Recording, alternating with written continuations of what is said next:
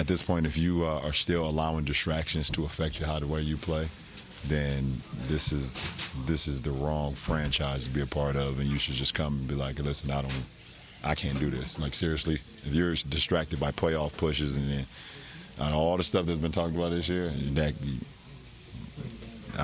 just come and do your job. We do our job at a high level, and that's not a distraction. That's what you want. That's what you want every game. You want to feel like you're fighting for something.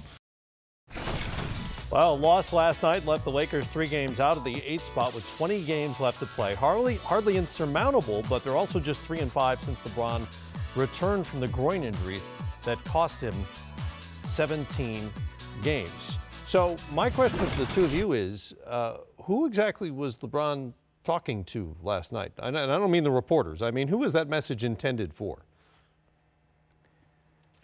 Without naming names, and name some obviously names. you're going to know better than anyone does because you've been through it with LeBron.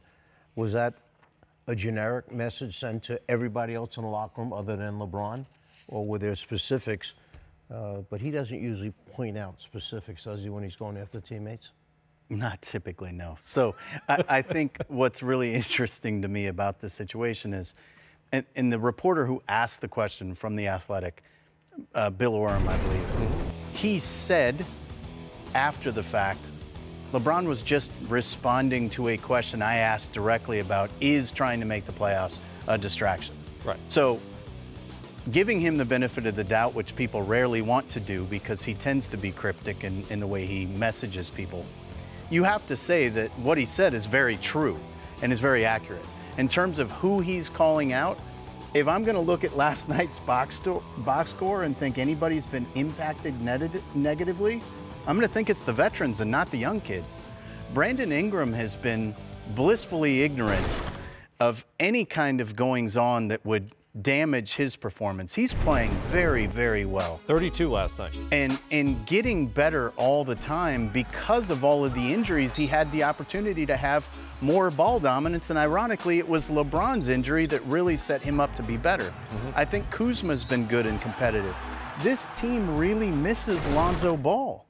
And that's okay. You're allowed to have injury and you're allowed to be set back by that. But because that's happening against the backdrop of all the trade conversation, everybody wants to know who he's throwing under the bus. And I think the reality is, in that particular isolated situation, he wasn't. I just would have liked it to have sounded a little better when he was going through it. Some of the bench guys, Chandler, Rondo, Kentavious Caldwell-Pope, Josh Hart, all at least -10 last night against Memphis. So a couple of things. We're running short on time here. The Lakers would have to go 17-5 down the stretch to get to 46 wins, which is what the Minnesota Timberwolves had last year as the 8th seed, so keep that in mind. Secondly, in this time since LeBron returned, they are 28th in the league in defense, and I know Lonzo Ball's a good defender, but 28th in the league in defense is not going to make that kind of 17-5 It's misleading because it doesn't look that good. Right.